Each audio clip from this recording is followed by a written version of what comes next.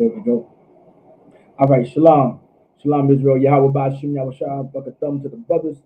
All right, and shalom, Yahweh Shamar, Allah Thun Ba'ashim Yahweh Shah to the sisters. Where the Israelite School of Universal Practical Knowledge started at 1 West 125th Street, Harlem, New York, under commanding General Yohana. We are not affiliated with any of the Israelite group nor any of the Christian organization. All right. So tonight's class is the history class. Before we get into the topic, if anyone has any questions, you can put it into the live chat. All right. If anybody has any questions, don't forget to put your name, city, and state for attendance. All right. Bubba Kwasha, please don't forget that. All right. Make sure everything is in for attendance. All right. If any brother or sister does have any questions before I get into this topic, just let me know. It will be good.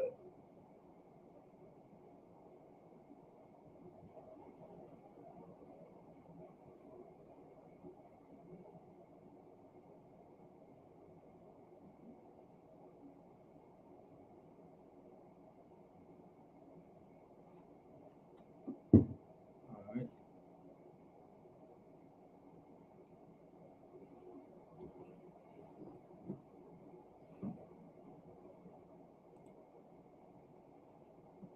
Let's give it a little bit.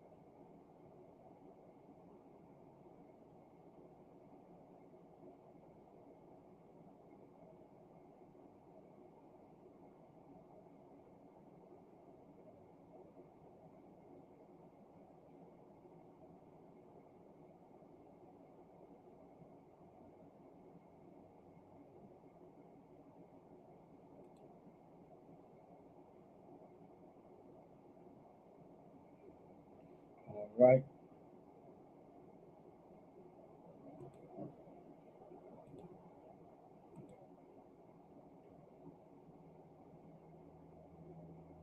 Let's see.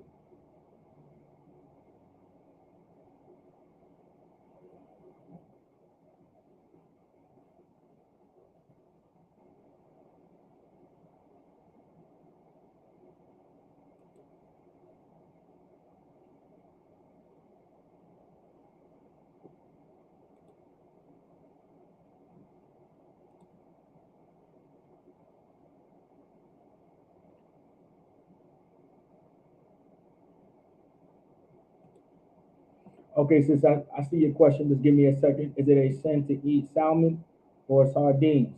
Good question. Very good question right there. So salmon is lawful. All right.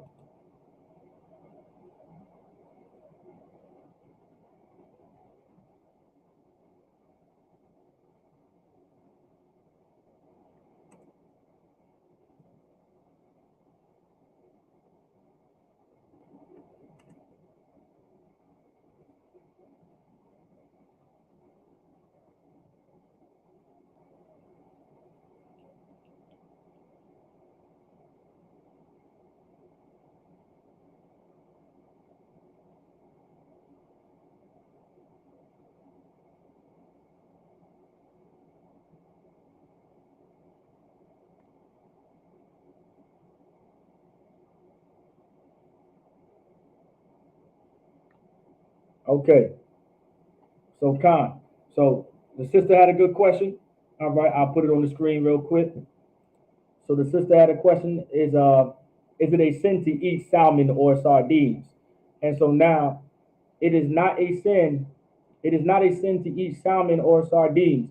Any brother or sister online, can anybody tell me why is it not a sin?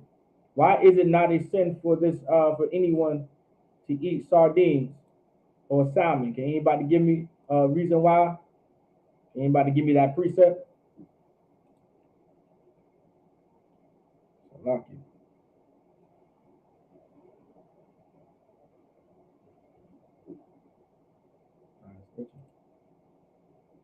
Can anybody tell me?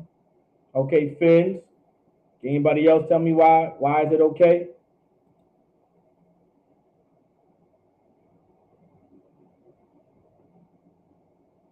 Somebody else, give me more.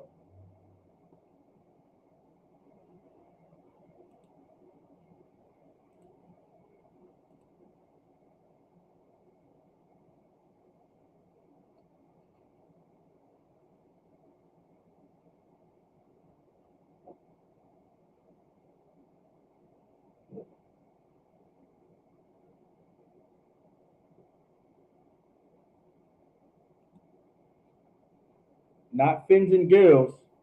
Not fins and gills. Close, but not fins and gills. All right. Leviticus chapter 11, verse 9 through 12. Give Officer Yagadar, let's give Officer Yagadar a hand. Let's get that on the screen real quick. All right. Let me know if this is, I need to make this bigger for y'all. Can y'all see this? Am I clear on the screen? Can everybody see this on the screen properly? Do I need to make it bigger, even bigger than it is? Let me know. Let me know if this is good enough. All right.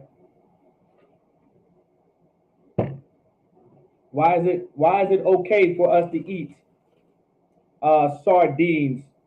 All right, and why is it okay for us to eat salmon? And no, it's not because it's good. A lot of people believe crab is good, and lobster is good, and shrimp, and mussels, and clams, and oysters. We believe our people believe that they are good because they taste good. You understand? All right, we believe calamari and octopus and all kinds of sea creatures under the sea in the deep blue sea, as if you're going to the Bikini Bottom. We just completely believe that everything in the sea is good, and we're supposed to eat it. Because of these other nations and races of people, we believe we can eat shark, octopus, squid, jellyfish. I believe calamari is whatever the hell it is. The clams, the oysters, the mussels. All right, anything you believe under the water, you believe you can eat, because the other nations and races of people believe in eating everything and anything. Because the other nations and races of people, they don't really have any, they don't have a moral compass. All right. They don't have a sense of morality. They don't have any self control. They give whatever their stomach wants. All right. Whatever their stomach wants, they give it. They give it to it. Whatever their belly wants, whatever their belly and their stomach desires, they give in to those desires. They give into it, because the Lord never dealt with them. You understand? Like the Lord never dealt with these other nations or races of people the way, right? The way the Lord dealt with the children of Israel, the way the Lord dealt with so-called blacks, Hispanics, and Native Americans. And that's what we have to understand. Now, of course, it's not so much good for your health. It's not about it being good for your health. Now, naturally, by eating the foods that the Lord wants you to eat, you will become a healthier person. You have a better chance of being healthy. You have a better chance of not being sick like the rest of our people.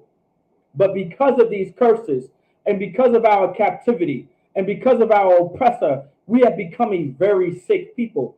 And so when Officer Yagador, all right, he sent this precept, all right? He sent this precept before we get into the lesson. Of course, if any other brother or sister has any questions, all right, I'll be able to answer them before we get into this lesson. And it says, Leviticus chapter 11, verse 9. And it says, these shall ye eat. All right, meaning this is what we should eat. The Lord is giving us a law, a dietary compass. All right. The Lord is the Lord is giving us a morality. All right. The Lord is giving us laws and rules and regulations involving the foods that we eat, in the creatures that we eat, in the beasts that we eat. So it says, "These shall ye eat of all that are in the waters." All right. So the Lord is giving us stipulations. There are beasts that you can eat, and there are animals that you can eat, and there are creatures that you can eat that are on the land, and you can read that above. But then there are creatures that are in the waters that you can eat, and then there are creatures in the water that you cannot eat. All right. It says, "Whatsoever have fins and scales in the water." So these are the stipulations. Any creature that is in the water, it has to have fins and scales. It can't just have fins and no scales, and it can't just have scales and no fins. It has to have fins and scales in the seas and in the rivers. The Lord said, "In the seas and in the rivers, them shall ye eat." So it doesn't matter what water it comes from. It could come from the bayou, it could come from the river, it could come from the sea, it could come from the ocean, it could come from the lakes. It has to have fins and scales. You're not allowed, all right, and you're not able to move around. You're not allowed to move around and shit and shook and jive, all right, when it comes to the law. There are no gray areas when it comes to the law. The law is black and white. The law is yes or no. The law is based on you can do it or you can't do it. There's no loopholes. There's no gray areas. There's no way around it. All right. These are the kind of creatures you can eat dealing with being in the water. All right. So the sister asked a very good question. What is salmon lawful? Are sardines lawful? Sis, to answer your question, they are absolutely lawful based on this scripture right here. All right. Now to go further, when you go to verse 10, "And all that have not fins nor scales in the seas and in the rivers, of all that move in the waters, and of any living thing which is in the waters." So any living thing that is in the waters, that's referring to creatures that swim in the ocean. All right. That's not talking about your plant-based seafood. I mean, your plant-based like seaweed.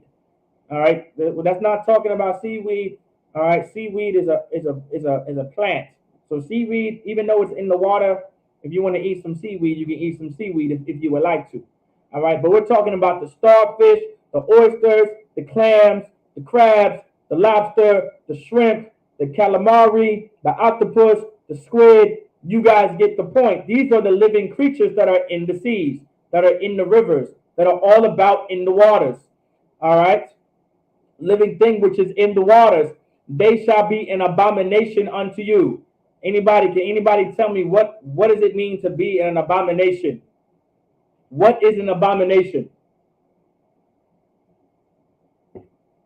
Let's help the sister out here. What's an abomination?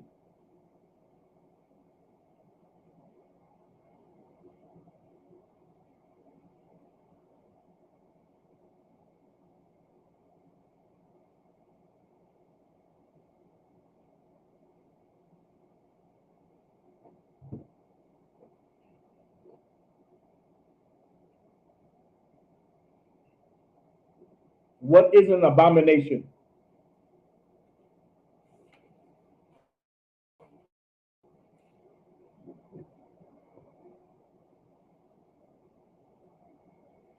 Somebody give it a shot. What is an abomination?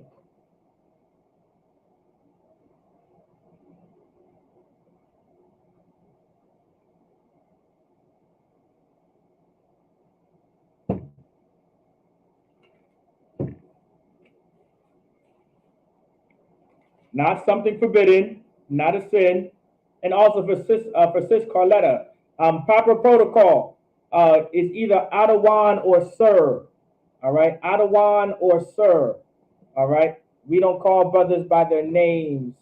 All right, it's either Adawan or Sir, especially when it comes to sisters too, Adawan or Sir. All right, so the water, sir, or thank you, sir, thank you, Adawan. All right. the water out of wine, whichever those will suffice.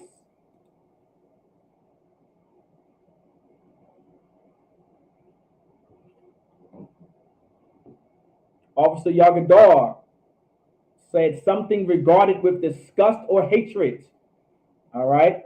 The rib of Mataza al-Kara, Ra'aya. All right. Aqua Ra'aya, disgusting or hated. All right. Disgusting or hated. So allow me to explain something. Give Officer Yagadar and Sis Ra'aya a hand. All right. It is something that is disgusting or hated. An abomination is something that the Lord regards as something disgust and absolute hatred. Give Sister Anna a hand. Disgusting hatred. That's an abomination. So the Lord sees crabs and lobster. He sees them as disgusting and he absolutely hates it. He deems this kind of food that needs to be hated. You understand? These kind of foods, oysters and clams, right? They are regarded to be hated. They need to be in regards of to be disgusted and completely despised. Another word for hate is despise. For any brothers out there teaching, you want to be able to use despise a lot, because using the word H-A-T-E for more, using the word H-A-T-E repetitiously, you will get our videos flagged. Your video will be taken down, and the speaking this will be absolutely horrible because you're using H-A-T-E far too much. So you wanna use different words like disposition and to despise. So if anyone doesn't know, to despise something or to have a disposition against is referring to the word H-A-T-E. And the Lord despises and deems these kind of creatures disgusting when it comes to eating it. So you are not allowed to eat or to consume any crab, any lobster, any catfish. You got your octopus, you got your squid, you name it. Any creature in the bottom of the sea or in the rivers, in the lakes, in the oceans, if it doesn't have any fins or scales, you are not allowed to consume it. You're not allowed to eat it. You're not allowed to devour it because the Lord despises it. The Lord is absolutely against it. Just like tuna, the Lord is against tuna. Give Sister Ra'aya a hand. All right, tuna, exactly. Tuna is unlawful. Tuna doesn't have any scales. It has fins, all right, but no scales. I understand. Growing up in a regular black household, tuna is everywhere. You would make tuna patties, tuna salad, tuna salad, tuna patties. Like these were your go-to meals if there was nothing else to cook in the house. All right, but the Lord isn't with it. All right, the Lord wants you to change your diet, to change your lifestyle, changing what you eat and changing what you put in your body is a part of following the Lord and being of the Most High. Like there's a lifestyle that the Lord wants us to live. The Lord wants us to be careful, and the Lord wants us to be able to distinguish and to determine what goes in our bodies and what does not go in our bodies. The Lord wants us to have something called discretion. All right, because of the Christian church and because of these other nations and races of people, man. All right, we don't have any discretion. We give whatever our belly wants. Whatever our stomach wants, we give it. We give it to it. We give our stomach. We give it to our stomach. Whatever our belly wants, we give it to our belly. And the Lord does not want you to live a life like that. The Lord is absolutely against it. All right, I can go on and on and on. Does anybody else have any questions before we get into this women's suffrage, sexual liberation, immaculate conception? And of course, we're going to talk about Keke Palmer, because Keke Palmer has fell off the damn wayside. All right, I was just talking to somebody about this. Keke Palmer, I wouldn't say I looked up to Keke Palmer, but I thought Keke Palmer was going to be different. All right, when I seen her in the Spelling Bee movie, and I seen her in the different kind of movies she played, I thought Keke Palmer was going to be somebody. I thought Keke Palmer was going to be an upstanding young woman. And when I found out that she was going to be a mother, I said, you know what? I believe she actually is going to be a good mother. I thought Keke Palmer was going to be the next Angela Bassett. All right. Growing up, Angela Bassett was my woman crush Wednesday. All right. I loved Angela Bassett. All right. When I got older and I found out that she was married and she had a man, of course, that went away. I couldn't like Angela Bassett no more. She's off limits. You understand? But growing up, Angela Bassett was my woman crush Wednesday. I loved Angela Bassett. You understand? I thought you're right. I thought Keke Palmer was going to be somebody, was going to be an upstanding young woman. I thought she was going to be the next Cicely Tyson. But goddamn, what I each and every week about this damn story of her being a mother and her man Darius Jackson, and her man Darius Jackson speaking up about what she wore, and what she was doing at this Usher concert, and how she was showing her tail all over social media. Week by week by week, it just got worse and worse and worse. All right, if I can play the video, I believe she has a video out there. She did a remix on a song about her being a mother, and how her being a mother, how her son gave her some tail, and how she don't need a man, and she's just going to do whatever the hell she wants. But of course, this is the world we live in, and of course, I'm going to historically break it down. It comes from the women's suffrage movement, all right, and then from the women's suffrage movement, and of course, the women's rights movement, you start leading into sexual liberation. All right. I'm also going to bring up a little bit about Immaculate Conception, because this plays a part in Christianity. All right.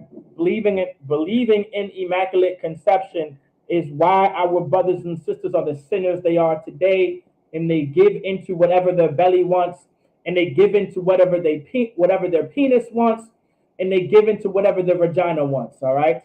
That's the last time I'm going to say it like that. From now on, I will be saying box in reference to a woman's reproductive system, and then I will be saying rod from this point on, all right, to refer to a male's reproductive system and organs, all right? There are reproductive organs that a man and a woman has, and the Lord wants you to have complete control over them, all right? The Lord does not want you to not have control over these reproductive organs, because when you do not have control of your rod, and you don't have control of your box, then this is where you get the city girl culture exist. All right. And when you don't have any control of your rod, and you don't have any self-control of your box, city girl culture exists, WAP culture exists, bad B culture exists, boss B culture exists, munch culture exists. You understand? All of these wicked WAP culture exists. All of these lifestyles now exist. And these alternative lifestyles exist because of Christianity not teaching us to give into what our rod wants, and to not give into what your box wants. You are not allowed to give into what your belly wants and what your stomach wants. The Lord wants you to have discretion. The Lord wants you to be discretional. The Lord wants you to be able to make decisions based off what is right and what is wrong. And what is right and what is wrong isn't what you think right is and what you think wrong is.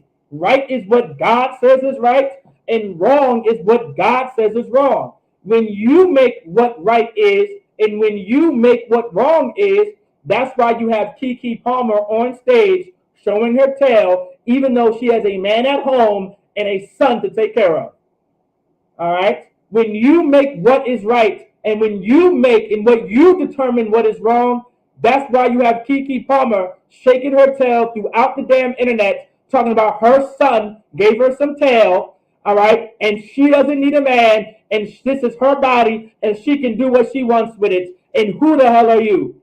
This is what you get, and the Lord doesn't want you to have that.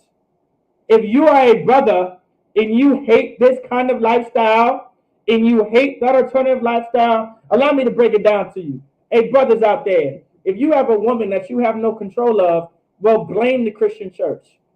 All right? If you have a problem with a woman and you have no control of your woman, and that woman has so much goddamn mouth, and you can't tell that woman a damn thing. You can't tell her nothing. Well, you can blame the Christian church for it. You can blame your pastors for it. You can blame the preachers and the bishops for it. You can blame them. Blame your oppressor. Blame sacrificing unto devils. You understand? Blame that. All right? Blame them for sure. All right? But if you do have a problem and you need a solution to your problem, well, come into the Israelite School of Universal Practical Knowledge, and we'll teach you. And we'll teach you how to get I'm gonna be nice. We'll teach you how to get a sister in order. Everybody knows what I wanted to say, but I'm gonna be nice. All right, I'm gonna be nice. All right, I'll teach you how to get a sister in order. I'll teach you how to get get a sister right. I'm Native American from the tribe of Gad. I come from the Slapaho tribe. Just kidding. That's a joke. We don't believe in beating our sisters or nothing like that. All right. But listen, brothers, and listen out there, sisters. All right. You're not supposed to be disobedient. You're not supposed to be running off the mouth. You're not supposed to parade your body everywhere. The Lord never intended a woman to parade her breast out there. All right. The Lord never intended a woman to parade her box everywhere and to parade her cheeks everywhere. The Lord never wanted our sisters and the daughters of Zion to do such a thing. All right. The Lord never wanted so. All right. And if you are a brother, do not allow your woman, all right, never allow your woman to go out and completely degrade herself. All right. And I'll go throughout the Bible how this is a curse in the Bible. I pull out scriptures about how, a woman doing these things is a curse. A man doing those things is an absolute curse in the Bible. All right. All right.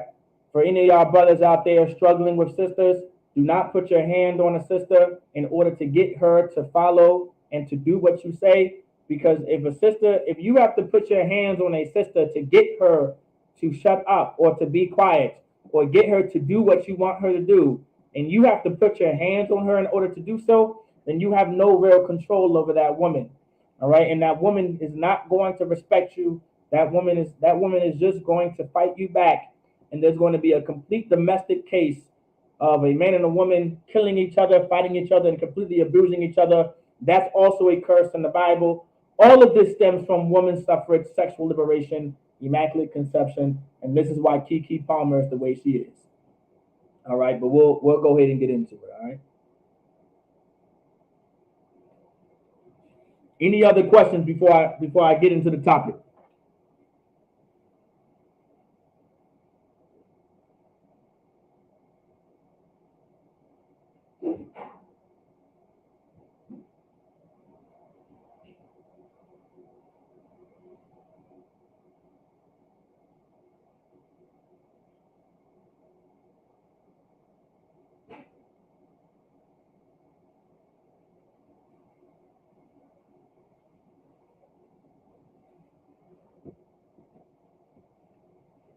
Any other questions, Khan or La'a, or Yanim, or we can get right into the topic. Let me know.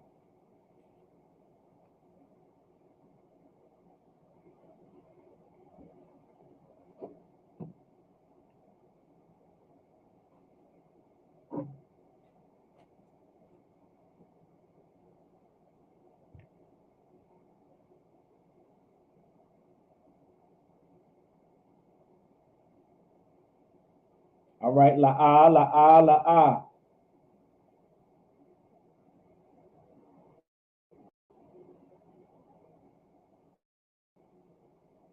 Okay, La'a. So let's get into it. So let's start with women's suffrage. Is anybody familiar with women's suffrage? Let's see.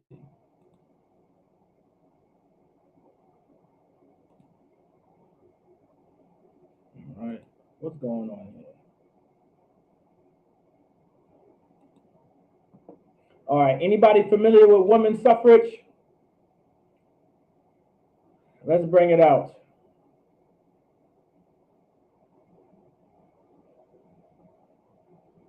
I think I want to start where the civil rights is at. Let's see. Okay, I'm gonna read this right here.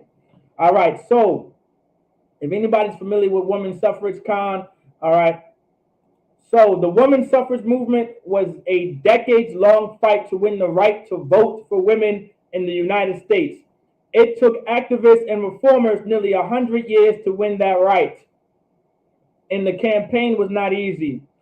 Disagreement over strategy threatened to cripple the movement more than once. But on August 18, 1920, the 19th Amendment to the Constitution was finally ratified, enfranchising all American women and declaring for the first time that they, like men, deserve all the rights and responsibilities of citizenship. Okay, so that was remotely, all right. That was remotely what the women's suffrage movement was about.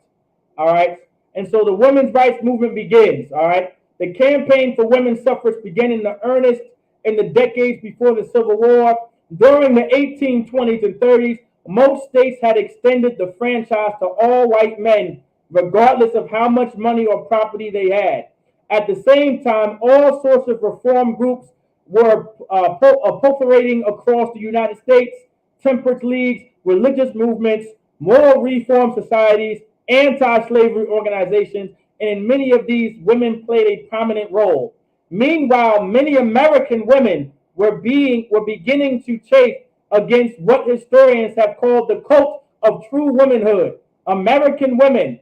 It said American women. Now, this is taking place in the 1800s, and it says American women. Who are these American women? All right, who are these American women? Who is this talking about? Do I need to make this bigger? I believe I do.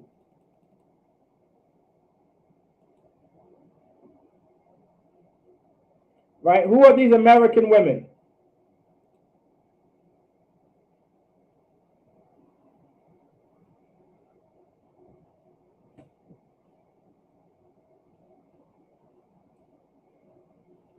Anybody have an idea? Seesaw, aka, right? Seesaw. All right, correct. The Caucasian woman, white women, our oppressor, the women of our oppressors. That's who. So this is where the women's suffrage movement comes from. All right. We want to first analyze historically where the women's rights movement and the women's suffrage movement comes from. All right. We have to start here. This is where we need to start. The reason why we need to start here is because we need to find out from start to end why Keke Palmer is on stage talking about she doesn't need a man. Her son gave her a bunch of tail, and this is her tail. She doesn't need a man, and she can do what she wants with her body. You understand? We need to know where this comes from and where it started. And it started from the women's suffrage movement. It started from our oppressor. It started from the women of our oppressor wanting rights. It says, meanwhile, many American women were beginning to chafe against what historians have called the cult of true womanhood. That is the idea that the only true woman was a pious, submissive woman and mother concerned exclusively with home and family. All right? Home and family. Let me see if I'm saying that word correct, meaning pious. All right, pious. All right. I think I'm saying pious. Let me see. Let me see. Right, pious. I'm correct. I'm saying pious. All right, and let's go see what pious means. Let me see. Give me a second. We're gonna get pious. All right. Let's get Merriam. Let's get Merriam-Webster's dictionary online. Let's get it. Pious.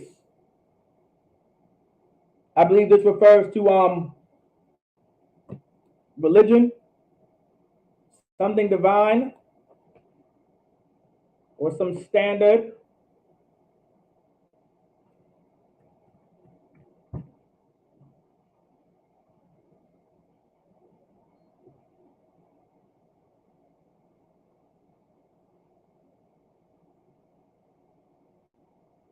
So pious. marked by or showing reference for deity and devotion to divine worship, marked by conspicuous religiosity. All right, sacred or devotional as distinct. Okay, okay, showing loyal, blah blah blah. Right, so marked by or showing reference for deity and devotion to divine worship. And so now, meaning showing reference to the Most High, right? So of course, America was known to be a quote unquote. America was known to be a nation under God. All right, America was known to be a nation that quote unquote served the Lord. All right, and so when you read this article, it says that is the idea that the only true woman was a pious, meaning she referenced the Lord. She believed in being of God. And at one point in time, that was so important. All right, that was so important. And allow me to explain. The God that you serve determines what you do. You understand? The God that you serve, it could be the God of Buddha, it could be the God of the East Indians, it could be the God of the Chinese, it could be the God of the Japanese, it could be the God of the Africans. Whatever God you decide to serve is what you're going to do and what you abide by and what regulations and rules you're going to live by and what customs you're going to do and live by and what traditions you're going to follow. That is all determined by the God that you serve. You understand? So in order to be pious, all right, you would have to serve the God of the Bible. You understand? If you are a so-called black, Hispanic, and Native American woman, you are to be pious. And you are to be pious to the Lord and the God of the Bible. If you decide to be pious of the God of the Christian church, then indeed you will become like Keke Palmer.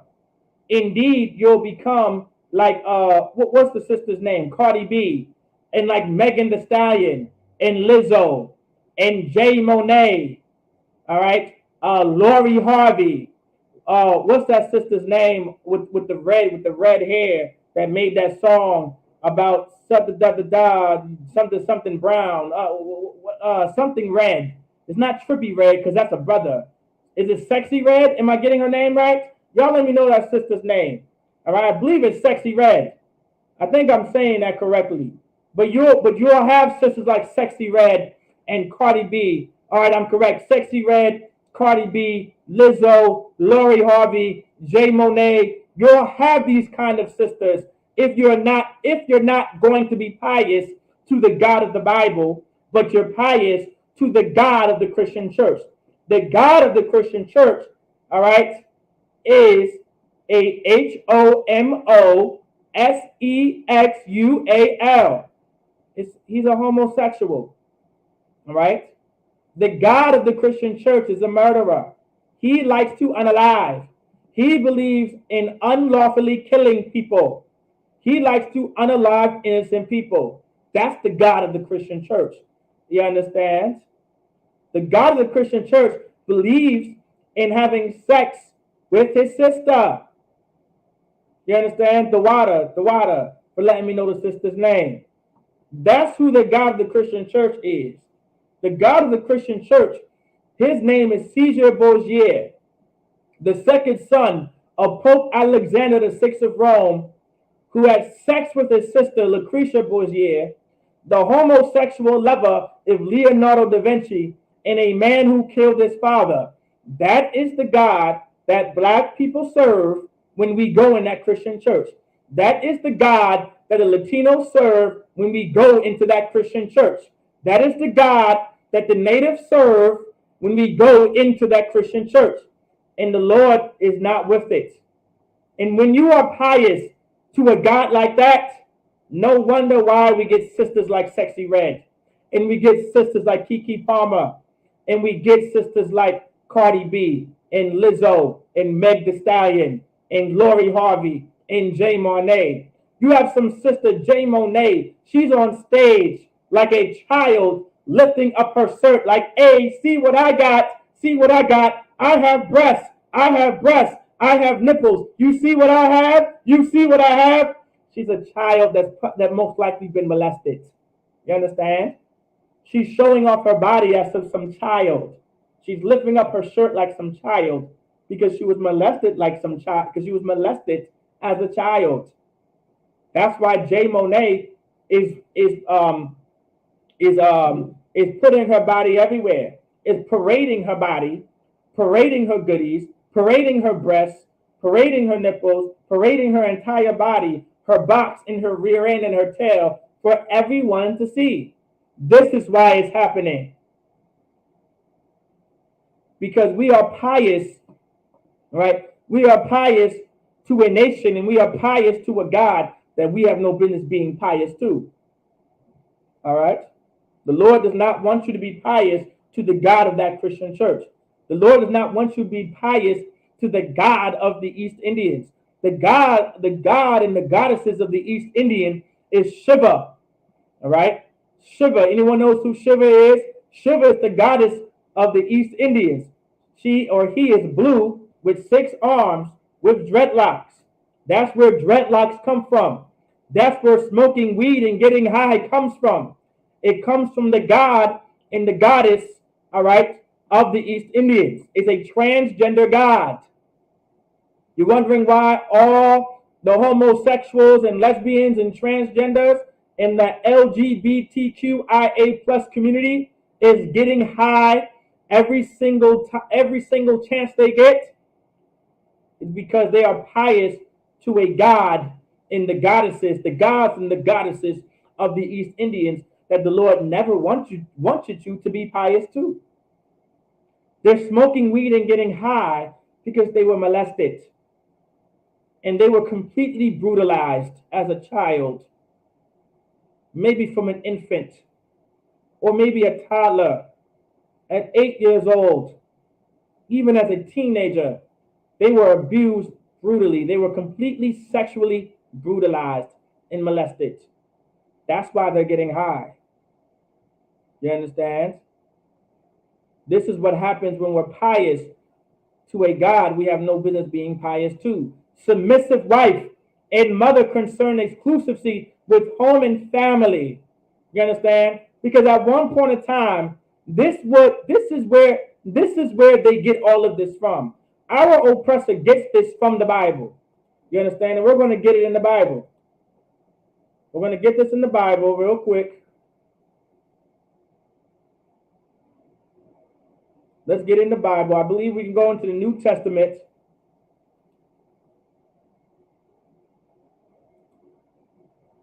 And we're going to get, I want to say it's Titus. It could be Titus. I could be thinking of 1 Timothy. Could be Titus chapter 3. Should be the aged woman likewise. Let's find out. Let's see if I'm right.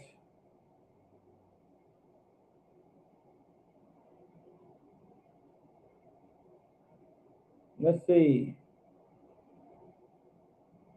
No, this now. Maybe it is 1 Timothy chapter 3. All right. Maybe 1 Timothy chapter 3.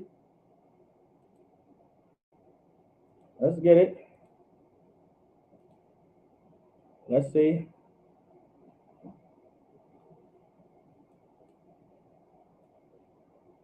Nope. Where's that damn scripture? Where is this goddamn scripture? I'm trying to think of it on top. I think I was. Hold on. Let me double check. Let me see. It's somewhere. Oh, bear with me, y'all. Let me see. Let me see. I'm in there. I'm in there. I know I'm in the area. It's the aged woman likewise. I'm looking for it. It's somewhere, y'all. It's somewhere. It's somewhere around here. I just got to look for it. Y'all give me some time. If y'all have that scripture, please give it to me so I can go ahead and get it. Because I know I'm in the right area. It's gonna pop up. The aged woman. Oh, well, is this the here we are. I found it. Titus chapter 2. Found it. Titus chapter 2 is the scripture I'm looking for. Most High in Christ. The water for any brother or sister that probably tried to give it to me. So Laki, I knew it was somewhere. But this is where they get it from. Can everybody see the screen? Can everybody see these scriptures clear? Let me know. Kana la'a. Can y'all see these scriptures clear?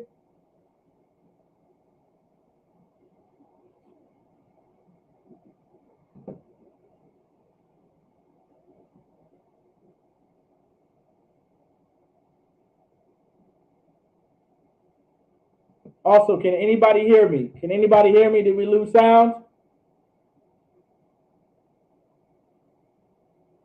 Okay, God. And everybody hears me, right?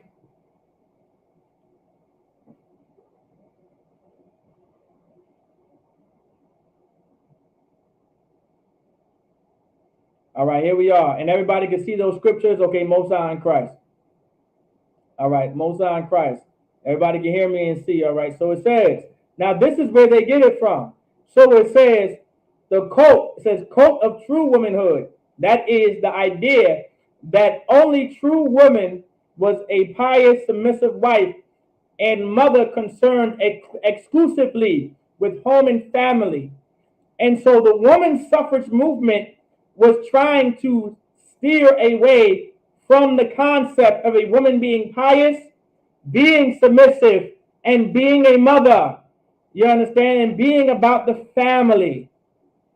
Does everybody understand that historically speaking, the women's suffrage movement was trying to get away from the concept of a woman being submissive and a woman being a wife and a woman being a mother? And this is where they get it from.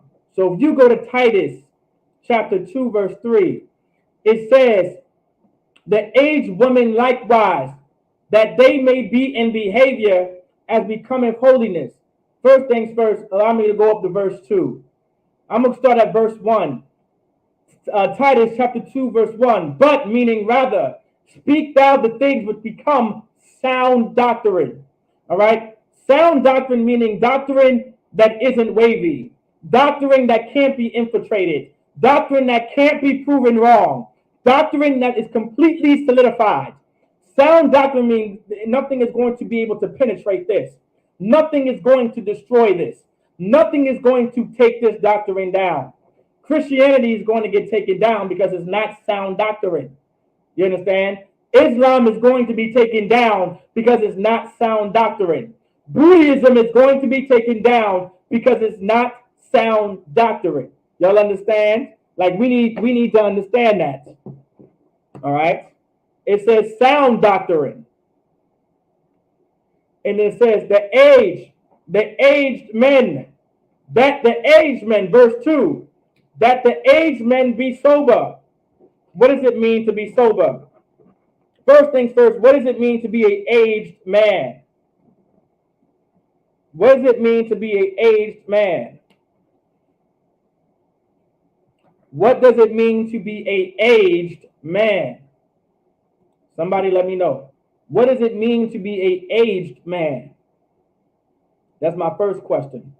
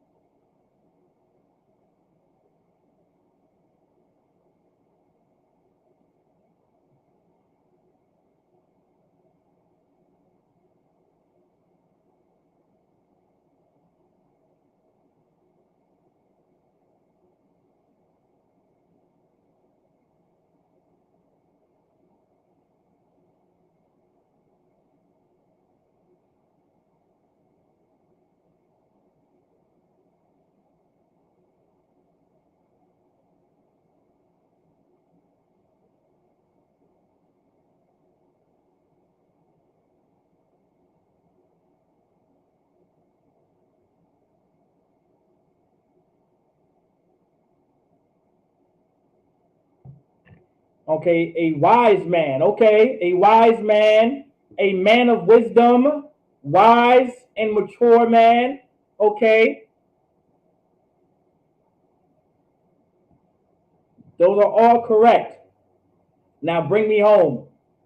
Somebody prove to me that an aged man is not talking about age, but a man of wisdom, a wise and mature man.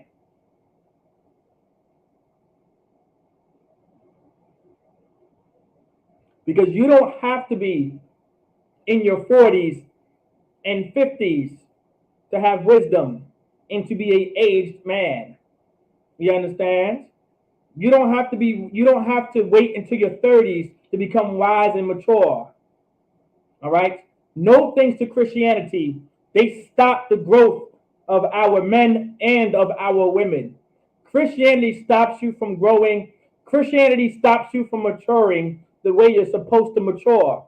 No thanks to Christianity, our people stay children. All right? They stay children forever. All right? So lock it. All right?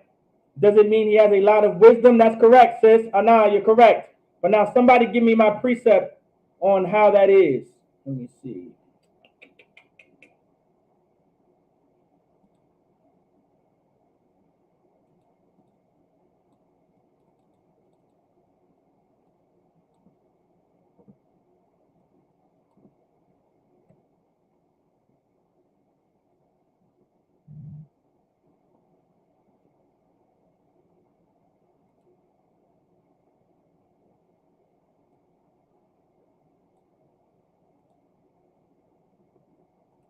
Anybody want to give it a shot?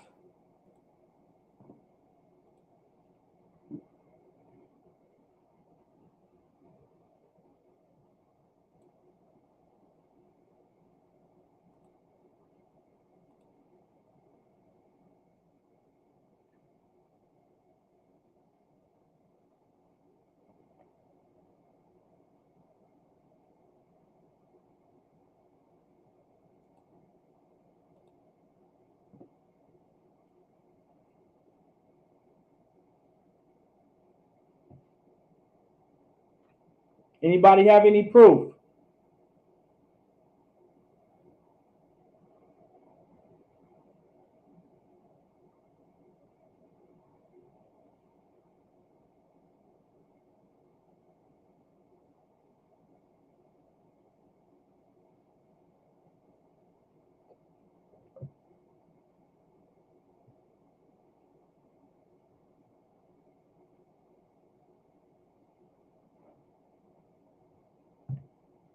Anybody? Anybody have any proof? Y'all can say la and y'all don't know my precept. It's fine. I'll give it to y'all. Do y'all need me to give it to y'all to prove the aged man is talking about a man of wisdom? Do y'all need me to give it to you? Let me know. Let me know if y'all need me to give it to you. I can give it to y'all for time's sake, but we're doing good on timing because I'm already in my topic. All right, we're in my topic. We're going to be reading these articles, and we're going to be talking about history of whoredom. All right, we're going to talk about the history of this damn whoredom. All right.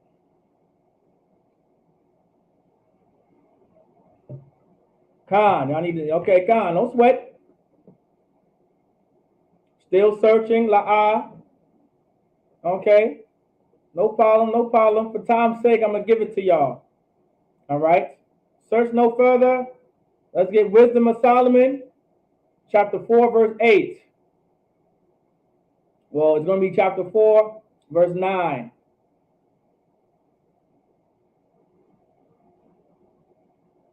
But we're going to start at verse 8. Everybody see on the board or on the screen? So, Wisdom of Solomon, chapter 4, verse 8. Now, for any brother or sister attending class, these are things in the Apocrypha. All right, the Apocrypha is a part of the Bible. So when you're in class, you want to have a Bible app. You want the King James Version, all right, 1611 with the Apocrypha Bible app. All right, you want to make sure to get it. All right, so you can follow along. All right, this is called the Apocrypha. All right, and give that sister a hand.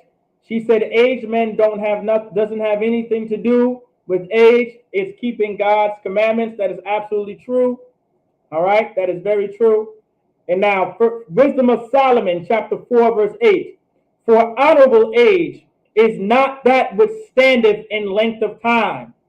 So, for honorable age is not that which standeth in length of time. Meaning, if you are at an honorable age, It has nothing to do how long you've been on this earth. All right? Coming from a black home, coming from a Latino home, coming from a native home, all of our parents have always said, I lived on this earth longer than you. I've been on this earth for far more years and far more moons and far more decades than you have ever been. So you should listen to me and you should do what I say. All right? That has nothing to do with anything. An honorable age. An honorable age has nothing to do with the amount of years you've been on this earth. Now, of course, if you've been on this earth for many years, you should have something to say. You know what I'm saying? You should have some wisdom. All right? If you're in your 40s and 50s and 60s, you should have something to tell me. It would be absolutely horrifying, all right, and absolutely horrible and horrific that you're in your 40s and 50s and 60s and you can't tell me anything and you can't teach me anything. Now, that's a problem. You understand? And that happens a lot in our community. That happens a lot in the Black, Latino, and Native American community simply because Christianity stunts your growth. Christianity stops you, right, from getting older. It stops you from growing. Christianity stops you from maturing. All right. Christianity allows you to, it infantizes, you become infantile. All right. Does anyone know infantile? To be infantized. That's a word, infantized. Infantized.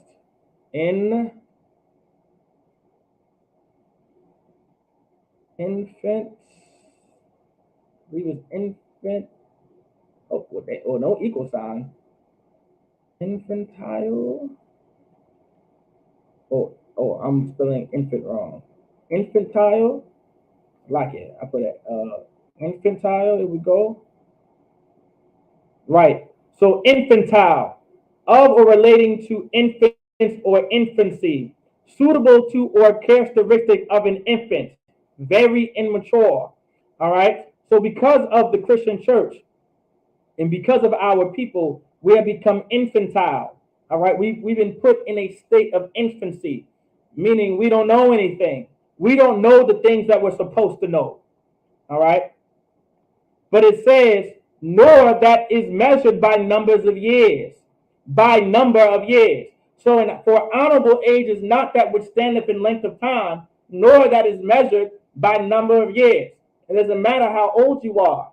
It doesn't matter if you're in your 30s. It doesn't matter if you're in your 40s, your 50s, your 80s, and your 90s. That has nothing to do with being in an honorable age. Verse 9. But wisdom, it says, but wisdom is the gray hair unto men. But wisdom is the gray hair unto men. But wisdom is the gray hair unto men. What is that wisdom? Anybody online or in class, what is that wisdom?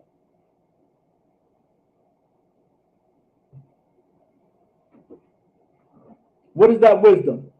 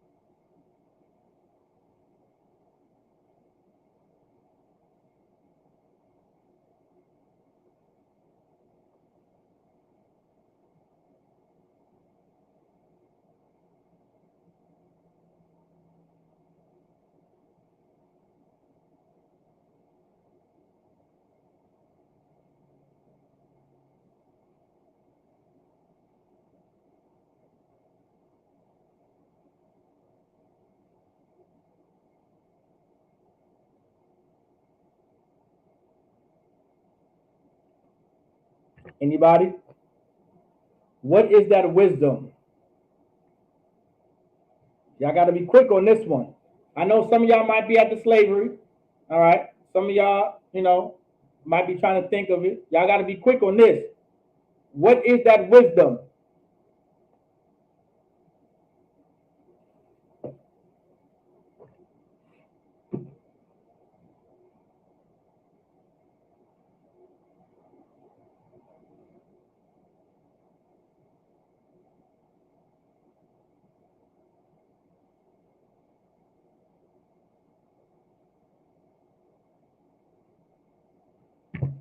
Wisdom being righteous, respectful, and obedient. La'ah.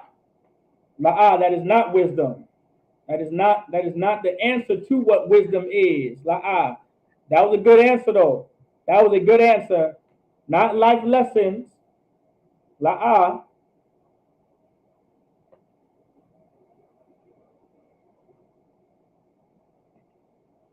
What is that wisdom? Not life lessons.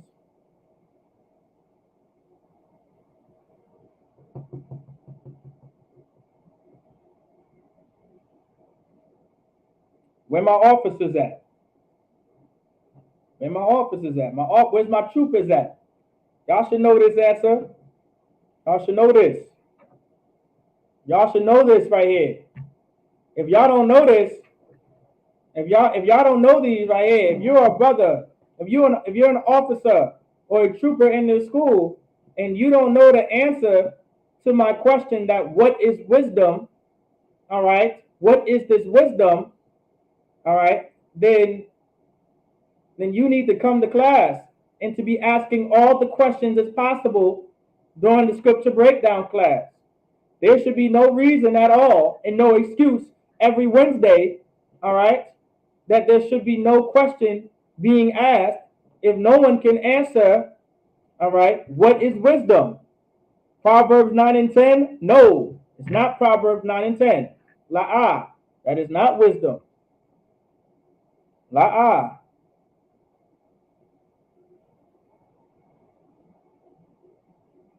That was a good shot, but la'ah. For the fear of the Lord is beginning of wisdom, la'ah. Okay. Ra'ayah. She said, following the law. All right. Give Ra'ayah a hand. Give the sister Ra'ayah a hand. Now for my officers, give me the precept that says keeping the laws, statutes, and commandments. Right? Wisdom is keeping God's laws, statutes, and commandments. Any officer and trooper out there, give me my precept where it says keeping the law. Wisdom is keeping the law, statutes, and commandments, which comes through fear. That's how you fear the Lord. You fear God by keeping his laws, statutes, and commandments. That's how you fear God. That's why the beginning of wisdom is to fear the Lord. Because if you do not keep his laws, statutes, and commandments, all right, there are punishments and consequences that come with not keeping his laws, by not keeping his ordinances. Like the beginning of fear, the beginning of wisdom is to do what daddy says to do. You understand? That's the beginning of wisdom. You know, if you were smart, you would do exactly what dad said to do. You would do what mommy said to do. You would do what your parents told you to do. That's the beginning of wisdom. Because only a fool would not listen to their parents and want whoopings all day and want to get punished all day and get a bunch of beatings all day. Not Ecclesiasticus. Not Ecclesiasticus. That's not the precept. If thou desire wisdom, keep the commandments. La'ah. Not that. That's not the precept.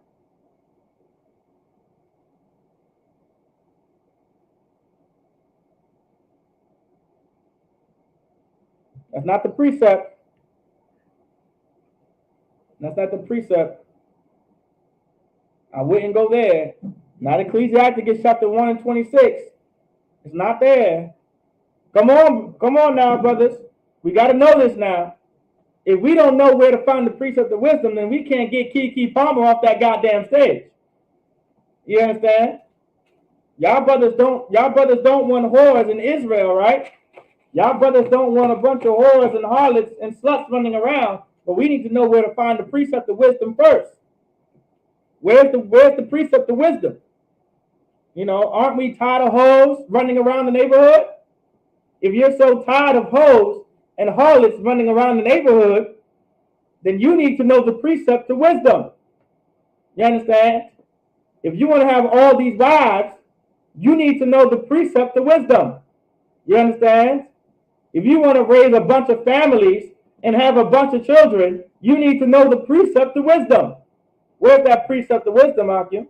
Come on now. Somebody got to have it. Let's see. Let's see. Maybe some of our sisters in here may know it. Y'all sisters out there, somebody give me the precept of wisdom. Some of them sisters out there might actually know it. Some of them sisters out there may actually know it. Let's find out. Let's see what sister may know the precept. Let's see. Let's find out. So we can get back to it. If no one knows it, that's fine. I'll give it to y'all. I'm gonna give it to y'all if y'all don't know it. That's fine. But once I give it to you, make sure y'all remember this. Make sure y'all put this into y'all precept books. All right? Y'all cannot know. Okay. Give Officer Mataza our hands. Most High in Christ. Somebody knows it. Most High in Christ. All right, let's get it. But wisdom is the gray hair unto men, and an unspotted life is old age. It says, and an unspotted life is old age. Deuteronomy chapter 4, 5 and 6. So Deuteronomy chapter 4, 5 and 6, all right, is the precept to what wisdom is. All right. The reason why, and for any of our brothers, and these are for you, this is for you officers out here and troopers that one day may be officers. You want to go to Deuteronomy chapter 4, verses 5 through 6 first, because that's in the law. All right, you want to go into the law first. Then you can go to Proverbs if you would like to. Then you can go to Ecclesiasticus if you want to. You know what I'm saying? You know, you could be, you know, to be fancy. You can be fancy with all these scriptures. All right. But stick with the fundamentals. You know what I'm saying? The fundamentals are going to win debates. All right. The fundamentals are going to cut Christians. All right. It's good to know scripture. All right. But if you don't know the fundamentals, then you're not, you know, you're not going to be able to go anywhere. And so it's fundamental to go to the law. All right. Remember for that, for y'all officers out there and y'all troopers out there, it's fundamental to go to the law. All right. You want to go to the law because this is where King Solomon got it from. All right. Proverbs written by King Solomon. He got it from the law. Ecclesiasticus. All right. The brother's name was Jesus, the son of someone. All right. Not Yahushua, but his name was Jesus, though. The son of whatever during the Persian and Medes captivity, I believe. He got all of his information from the law. All right. So you want to go to the law first in order to prove everything. So now my next question is, unspotted. An unspotted life is old age. What does it mean to have an unspotted life? Meaning a life without sin. You understand? To be unspotted. A life without sin. A life without blemish. All right?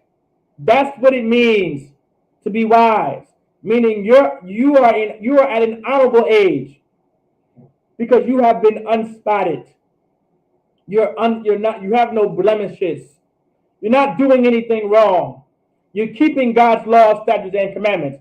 You're not being a murderer. You're not being a thief. You're not stealing. You're not conning your brother out of money. You're not oppressing your brother through debt. You're not getting tattoos. You're not getting shape-ups.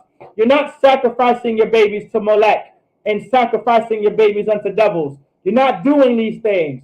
You're not having sex with whores and prostitutes. You're not watching a bunch of pornography and OnlyFans. All right? You're not dealing with whores and harlots. All right? A man is not having sex with a man. A woman is not having sex with a woman. Like you are living a life unspotted. All right? That's what it means to live an unspotted life.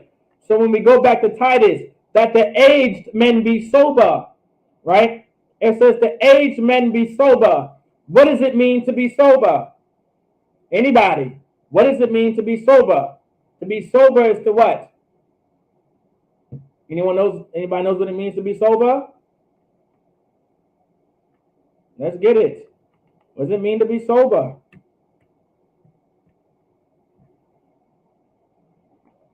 The Bible talks about being sober-minded. What does it mean to be sober? Meaning to be not intoxicated. Right? Being not intoxicated. Abstaining from drinking alcohol, okay, like, and taking intoxicating drugs, refraining from the use of the addictive substances. All right. Let's see if they have it here. Marked by temperance, moderation, seriousness. This is where you want. This is the definition you want. All right, marked by temperance. All right, moderation. That's what you want, to be sober. So what does it mean to be sober? We're also going to get temperance. Okay, have a clear mind. Okay, a clear mind. A clear mind from what? To have a clear view, a clear mind. All right, focused. Okay, but being focused from what? Being focused for what? Or from what?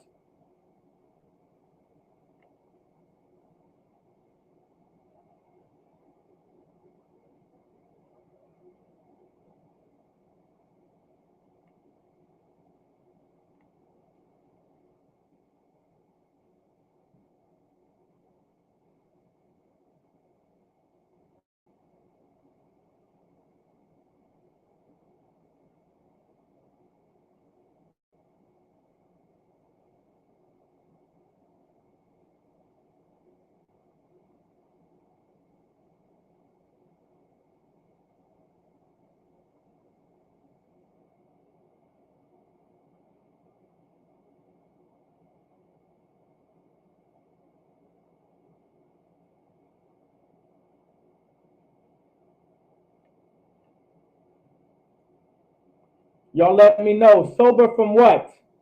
What are we to be sober from? Sober from what?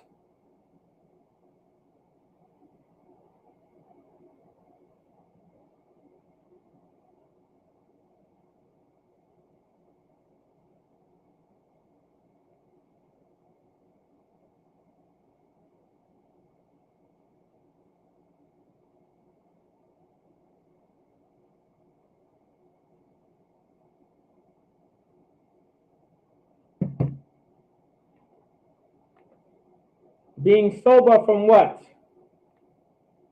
From sinners, focused on not breaking the laws. Give Ra'aya a hand. All right, give Miss Coco a hand. These are things you want to be sober from.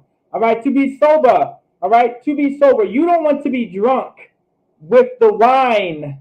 All right, and the strong drink from these other nations.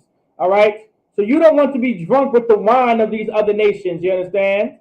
Sober from wine. Oh, well, Salaki, well, goddamn, give Officer Yagadar a hand. I thought I had to give it to y'all. Officer Yagadar, you gotta be quick, Ak. All right, I'm teaching class today. You're gonna have to be quick, Ak. Give Officer Yagadar a hand. All right, I'm just seeing the brother's answer. Sober from wine or the world and their gods. Give Officer Yagadar a goddamn hand. I thought I had to teach that part, but that brother knew it. You understand? Being sober, meaning being sober from the wine of the other nations, meaning the customs and the culture and the traditions of the other nations and races of people. The reason why we're raging alcoholics is because we are drunk with the wine of other nations and races of people. The reason why we are not sober and we're high as a kite and high out of our minds with all the weed and the coke and the crack and the mollies and the Percocets, because we are drunk with the wine of the other races and nations of people, man. That's the reason why. And we have to realize that. The Lord does not want you to be drunk with the wine of the traditions and the culture of another race of people. The reason why your mind is not in the right place and you're so depressed and you're going through so much pain and suffering because you're drunk with the wine of pornography and having sex with whores and prostitutes all your goddamn life. That's why you can't think straight. That's why you can't sleep at night. That's why you're tossing and turning. That's why your life is just hell. That's why you can't go anywhere in life, because you're drunk with the wine of the traditions and the culture and the customs of another nation and race of people. That's what the Lord wants you to understand. The Lord wants you to get that. The Lord wants you to realize these things. Kiki Palmer is drunk with the wine in the culture and the traditions and the custom of another race of people. And that's why she's on stage shaking her tail, talking about her son gave her a rear end and she doesn't need a man and she can do what she wants with her body. That's why our daughters are the way that they are, because we are drunk with the wine of the customs and the nations and the customs and the culture of another race of people. That is why I want everyone to understand this. All right, the aged men be sober. It says the aged men be sober. You want to know why your daughters are the harlots and the prostitutes they are? Because, brother, you're not sober. You're drunk with the wine of the other nations. Your daughter is a whore because you love whores. And you can't get enough of them. You just can't stop your rod. You can't stop giving your rod what your rod wants. You're incapable of self-control. You're incapable of saying no. You're incapable of doing what's right. And I understand why. You're probably molested. It's because of the Christian church. It's because you're drunk with the wine of the customs and the traditions of another race of people. That is why you give in to your lust. You give in. You love it. You allow it to happen. You give your rod what your rod wants. You give it. You give in because you have no self-control. It's almost like you have to have it. It's like an addiction. You can't stop. You have to have it. Keke Palmer is Keke Palmer because of Darius Jackson. Darius Jackson validates Keke Palmer being Keke Palmer. Keke Palmer ain't doing nothing wrong. Keke Palmer is doing what she's supposed to do, right? Keke Palmer ain't wrong. Keke Palmer is supposed to be up there living the hot girl summer life, in the city girl summer life, in the WAP culture, and living the boss B culture, in the bad B culture, in the munch culture, in the city girl culture. She's not doing anything wrong. She's supposed to be living that way. You understand? Right? She's not doing anything wrong. Of course, I'm being sarcastic. All right? I'm using something called sarcasm in my speaking, right? She's not doing anything wrong, right? She's doing everything that she's supposed to do. But Darius Jackson, he's not doing what he's supposed to do. Darius Jackson was not supposed to have sex with a woman like that and make a woman like that a mother. He was never supposed to do such a thing. Keke Palmer is doing everything Keke Palmer is doing everything that she's supposed to be doing, being America's greatest top thought. That's all Keke Palmer is doing her job. She's being Thottimus Prime the way she's supposed to. All right? She's supposed to be Thottimus Prime in America's next top thought. She's doing everything right. But Darius Jackson, brother, if you're tuning into my class tonight and you stumble across my class tonight, I pray that you understand, brother, that if you never wanted Keke Palmer, all right, to present herself like a whore, even though she's a mother, you were not supposed to have sex with her. And I know why you had sex with her, Ak. Because you weren't sober. I know why you did it. I know why you did it, Ak. Because all you were thinking about is this is Keke Palmer, and I get to have some Keke Palmer, Pussy. I can get some Keke box. What man can say that I had sex with Keke Palmer? And Keke Palmer is my baby mother. Oh my God, that must be such an accomplishment. That must be so amazing, Ak. It must. Listen, I've had better, Ak. Keke Palmer has nothing with the women that I'm with. You understand? Keke Palmer has nothing on that. Nothing whatsoever. Keke Palmer wished she had what my wives have. She wished. You understand? She wished. And women like Keke Palmer, all right, women like Keke Palmer, they envy. They envy righteous women. You understand?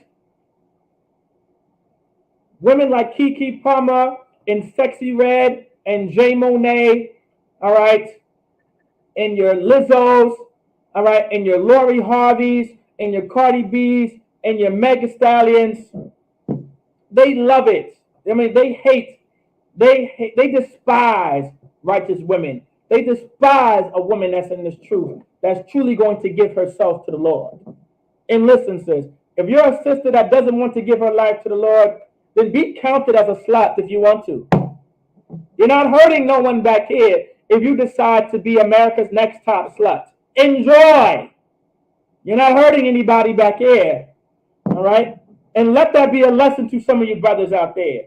Don't allow some whore trick you into being soft. Don't allow some hoe trick you into being weak. If that hoe wants to be a hoe, let her be a hoe. You stay in this truth out, and you stay solid, and you stay strong. Don't allow some whore to hurt you. All right? Some whore is going to try to hurt you, Akim. For you brothers out there. Some harlot, some slut, some thought, some promiscuous woman, some thottimus prime. She's going to want to hurt you because she's been hurt. All right? Listen, let her continue to hurt herself. All right? If she wants to leave you and ride some other man's ride, let her be the whore that she wants to be. She's not hurting nobody back here. She's only hurting herself. You understand? And she can't, and she doesn't know how to not hurt herself because she's been hurt her entire life since a child, and she doesn't understand that. She doesn't understand that. She doesn't understand that she's been hurt, she's been traumatized, she's been abused. Brothers, be sober. All right, brothers, be sober. All right. That's all. Any more on that? Let's get it, man. It says grave. What does it mean to be grave? Does anybody know what it means to be grave? Real quick, what does it mean to be grave?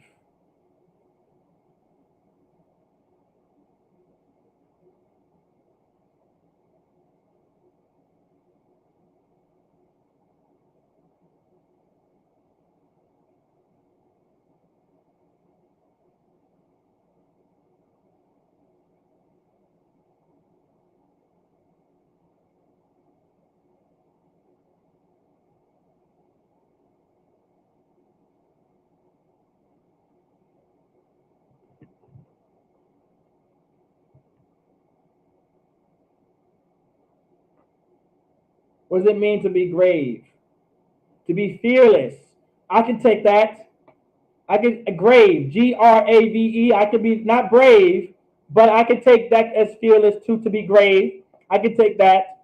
Brave, brave is way I see where you got that from, but grave is not so much being fearless, but I can take that as an answer. All right, but for time's sake, I'm gonna give it to you, meaning to be serious. All right, to be serious in manner.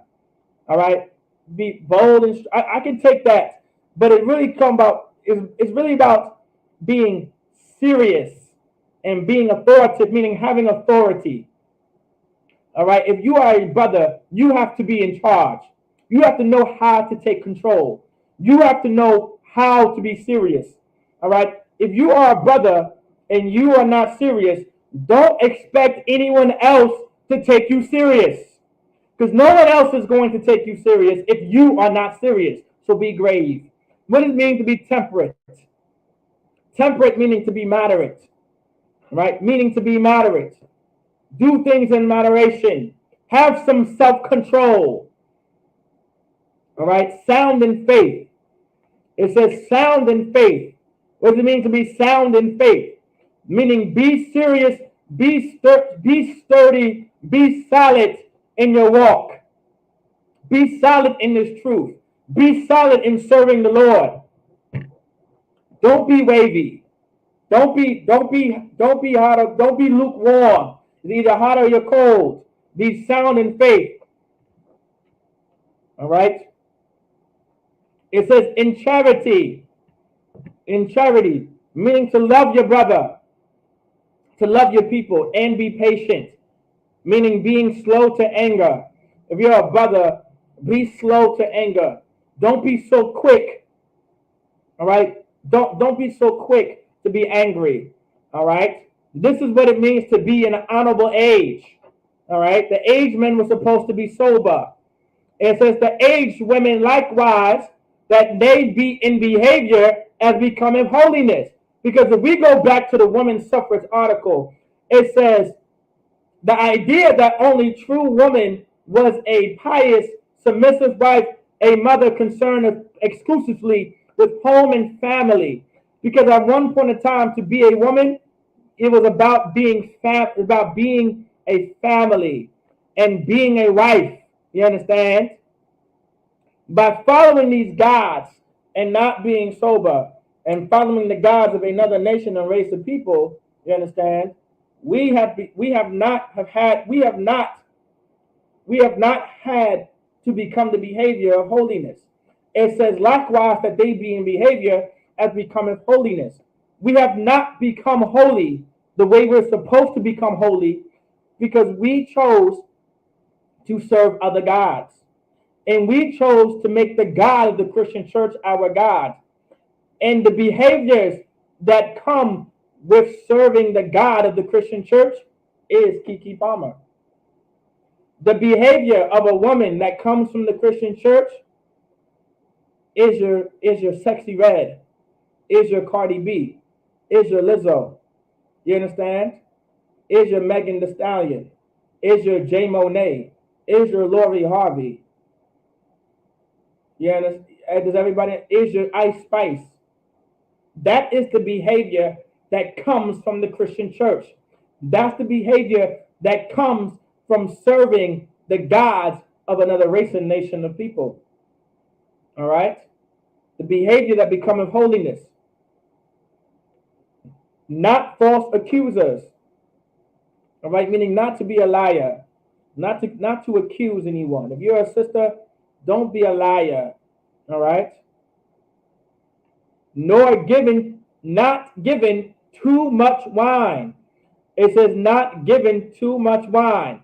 This too much wine is referring to actual wine. All right, sisters, don't give yourself into too much wine. Don't be a raging alcoholic.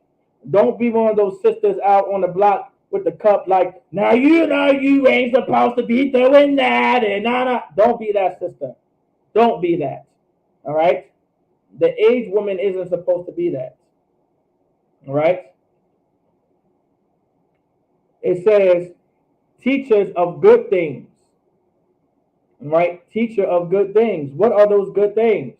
The Lord is explaining what those good things that they may teach the young woman to be sober.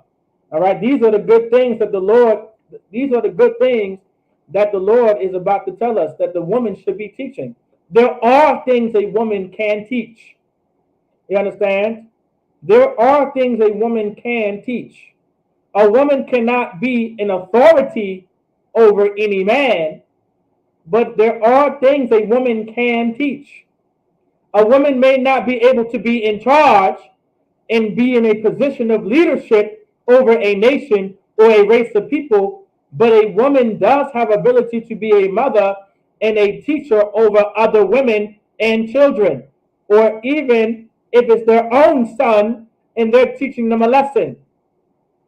Give me an account in the Bible where a mother taught her son, give me an example in the Bible where a mother taught her son great wisdom about how a woman should be. Y'all go ahead and give me that precept real quick. Y'all give me the precept where a mother taught her son, right, how a woman should be and what a man should and should not do when it comes to women.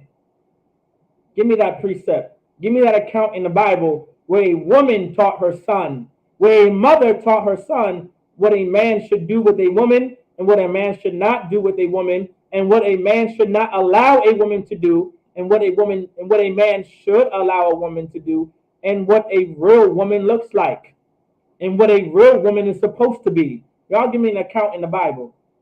Y'all go ahead and give me that account. Give me that precept. All right? To love their husbands.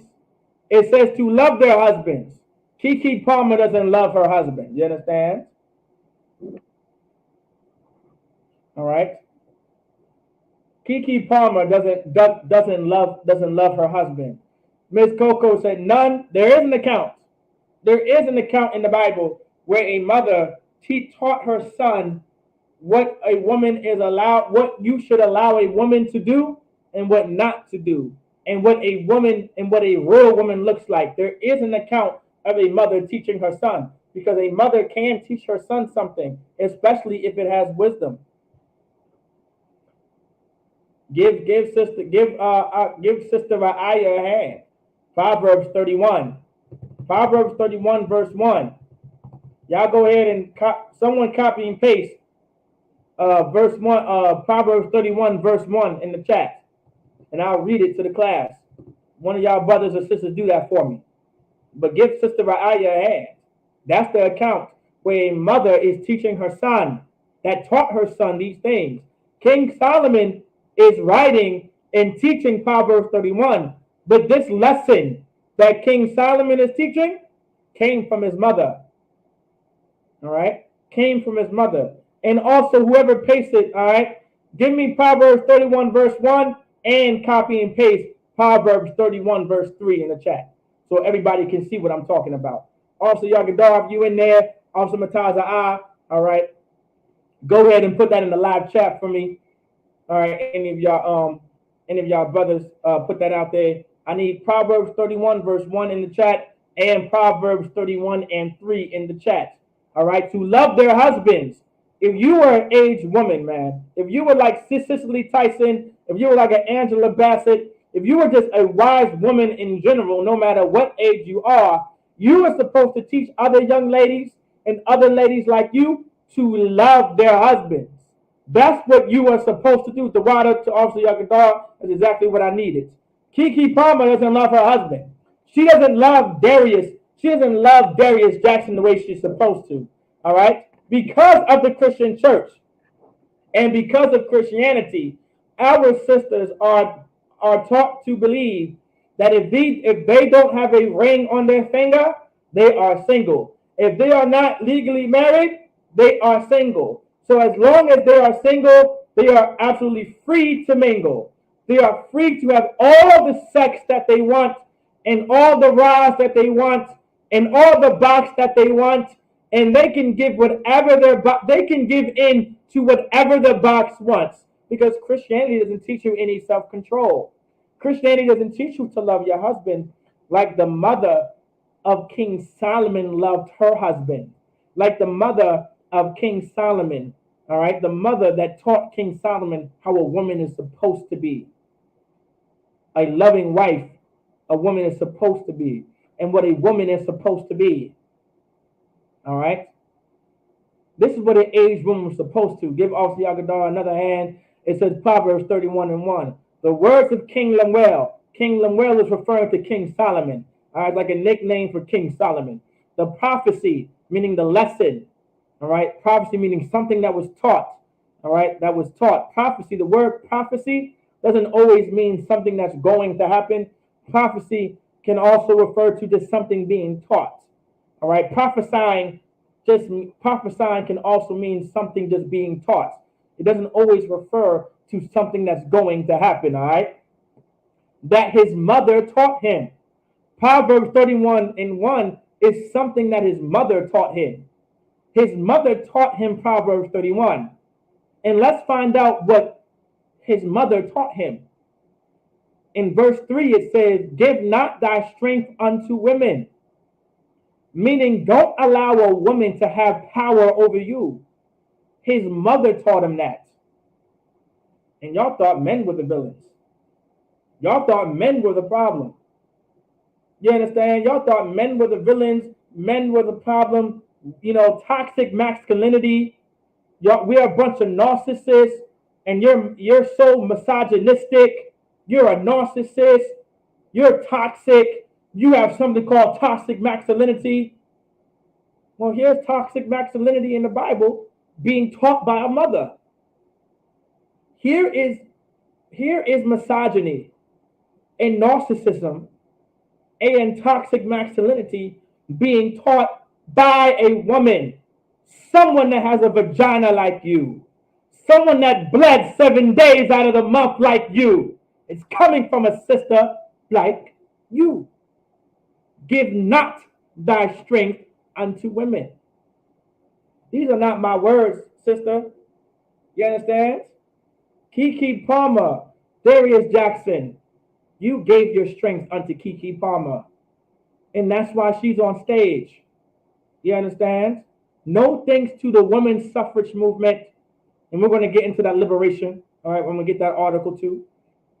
All right. Because of sexual liberation, Keke Palmer is on stage. Our oppressor gave a woman power that she was never supposed to have. And from the beginning, since Genesis, since the beginning, a woman was never supposed to have that kind of power.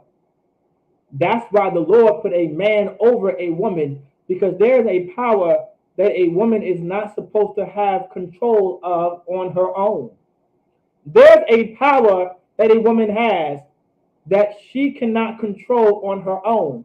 If you give a woman the liberty to have control over the power that the Lord gave to her, you get city girl culture. You get munch culture. You get WAP culture. You get boss B culture. You get bad B culture. You get the city girl WAP culture and the munch culture. You get the culture of Keke Palmer and Sexy Red and Cardi B and Ice Spice and Jay Monet and Lizzo and Meg Thee Stallion. You understand? And Lori Harvey. You get that culture. You get the culture of Keke Palmer. That's what happens when you allow the woman to have control of the power that she was never supposed to have control of. You understand? Someone give me that precept in Genesis chapter 3. All right. Y'all give me that precept in Genesis. Go ahead and paste that precept in the chat too for the brothers and sisters to see, man. I'll continue reading real quick. All right. And then it says to love their children. All right, to love their children. All right. Keke Palmer, you don't really love your son if you're out on stage showing your goodies and parading your breast and parading your tail for the entire world to see, and for another man to grab on and to lay hold of. You don't really love your son. You listen, Keke Palmer, if you stumble across my class sometime in the future, you understand? And I pray that you do, sis. I want you to know that this class is for you. And I want you to know something, sis. When you made that clothing line, I'm a mother, you're not a mother. You understand? You don't realize who you are speaking to and who you are advocating for and who you are co-signing. You understand? You don't even realize what you were saying when you said, I'm a mother. Let me explain something to you, Keke Palmer. They're not a mother. Word bonds are not a mother. You don't even know who you are. All right? You're just some silly sister on stage, all right, loving the attention and loving all the eyes on you because your son gave you a body, because your son gave you some shape, and now your son's going to grow up knowing that I'm the cause that I am the reason why my mother is a whore. I am the reason why my mother is a harlot. I'm the reason why my mother is promiscuous. She said it out of her own mouth. My son is the reason why I'm this way. And so now that poor little boy has to grow up thinking that It's his fault why his mother is the whore that he doesn't want in life one day. That boy is going to grow up either hating the whore that his mother is or loving the very whore that his mother is. And it's going to be his fault. He's going to think that's his fault. He's going to believe he's the reason why he loves whores. And he's the reason why he should hate whores. He's going to think that. You understand? He's going to believe he's the reason why his mother went way out on the wayside. And he's going to cry himself to sleep every night knowing that his mother is taking back shots from man, jumping from rod to rod to rod, all right, and being passed around the music industry and the Hollywood industry like a bag of potato chips and a Doritos bag on Sunday football, on Sunday night football. That's what's going to happen. He's going to believe that. You see how detrimental that is to a child? Kiki Palmer, do you really love your child? Because you just gave your son the reason why he should hate you and he should despise you and he should be completely against you. You just gave your son the reason why you are who you are today. Kiki Palmer, can you really live with that? Can you live with something like that, Kiki? Kiki, do you love your son? That's my question to you, Kiki. Let's continue going, brothers and sisters out there. Let's keep reading. It says, verse 5, to be discreet and to be chaste. All right, what does it mean to be chaste? All right, what does it mean to be chaste? That's a word that most, I think it's chaste or chaste, I like it. I want to say it's chaste, but let's get that. A lot of brothers don't know what chaste is. All right, chaste is referring to, this is where we get into our sexual liberation part. Ooh, yeah. Y'all see that? Y'all see that on the screen, right? I hope y'all can see that on the screen. Y'all see what it means to be chaste? Y'all see what it means to be chaste? To be chaste? Hold on. I think it is chaste. Let me double check. I think it's chaste. I want to be able to say it properly. Okay, it is chaste. That was correct. All right, chaste. Does anybody know what it means to be chaste? All right. You could say being fair. Being chaste meaning what? Innocent of unlawful sexual intercourse. Meaning being innocent of unlawful sexual intercourse. That's what it means to be chaste. That's a part of being discreet as well. All right? Being free or innocent of unlawful sexual intercourse. Because when you serve the Lord and when you serve the Most High, there are sexual intercourse that are lawful, then there are sexual intercourse that are unlawful. Y'all give me some examples of unlawful sexual intercourse. And while y'all get that, all right, let's continue down. We're going to skip down.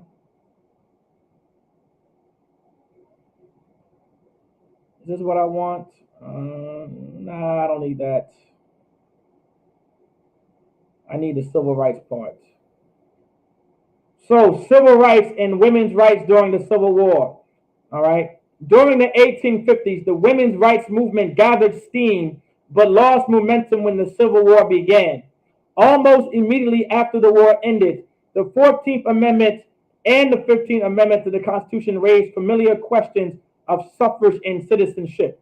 The 14th Amendment, ratified in 1868, extends the Constitution protection to all citizens and defines citizens as male. The 15th, ratified in 1870, guarantees black men the right to vote. So, I believe the 13th Amendment is hold on. Your 13th Amendment, let's go to Google real quick. Your 13th Amendment should be the free is the should be slavery.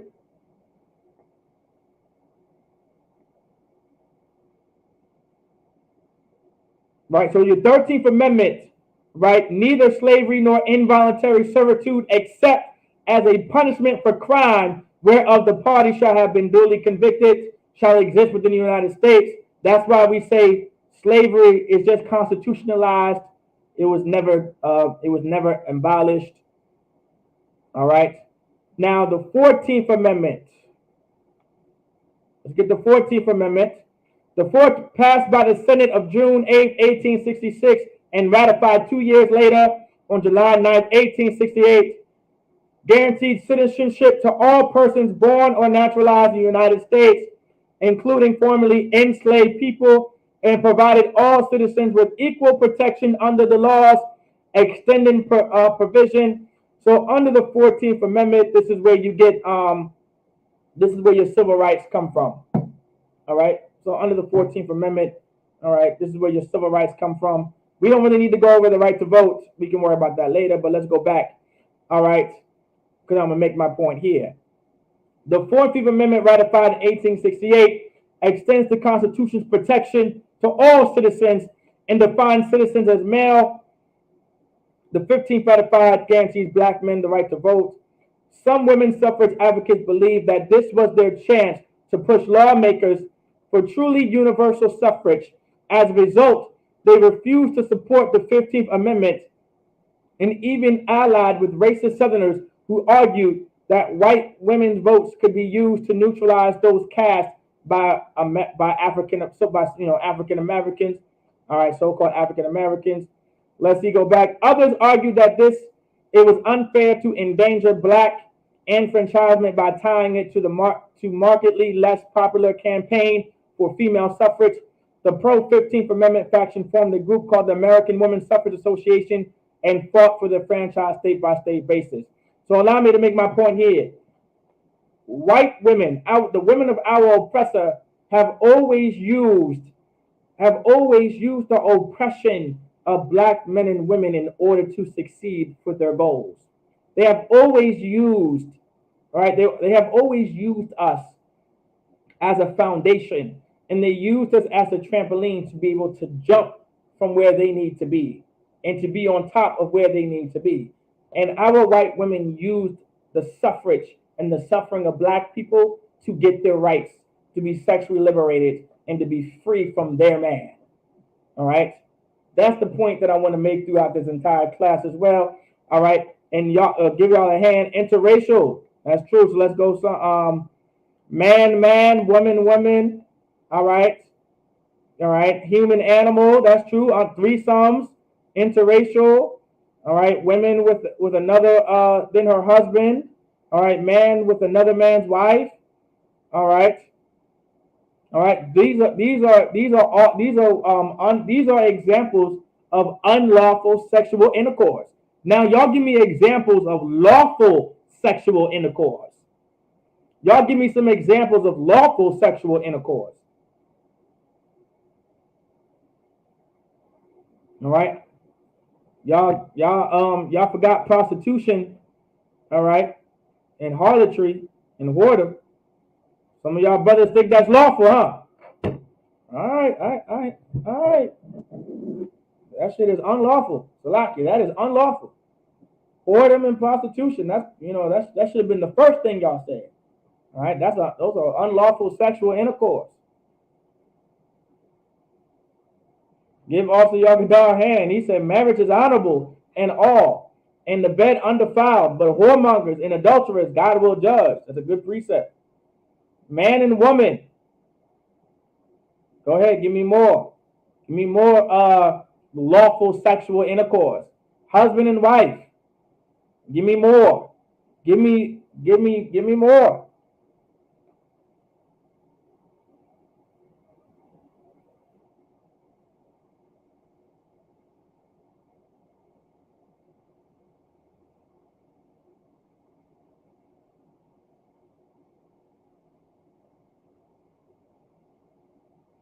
Man and woman, husband and wife. Y'all give me some more examples of lawful sexual intercourse.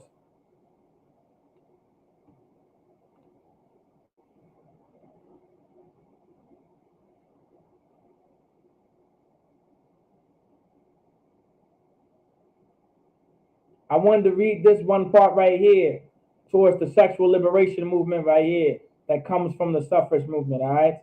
Throughout the 1950s, 60s, and 70s, many women began to demand greater sexual freedom and control over their own bodies.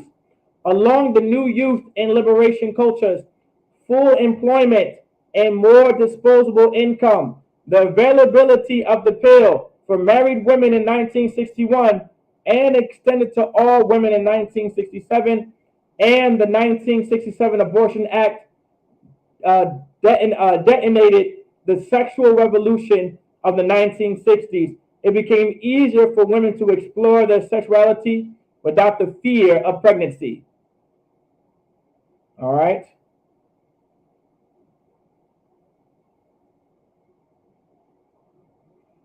It says neither the sixth demand nor the that's dealing with homosexual liberation too as well. That all comes from the woman. That all comes.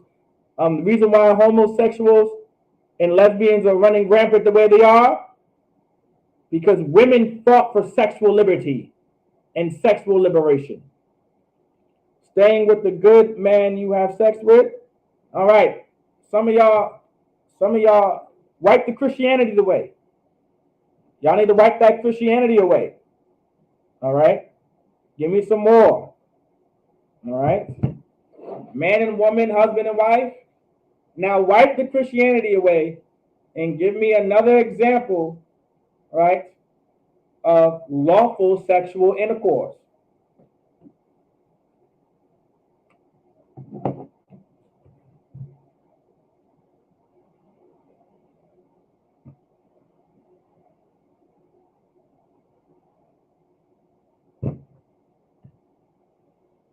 Y'all give me some more.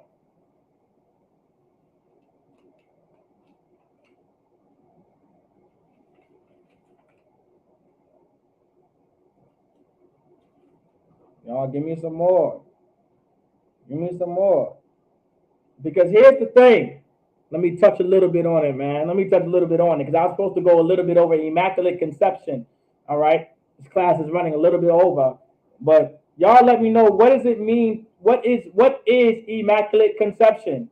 That's true. Give Stephen Baldwin a hand. Sex is marriage. That is true.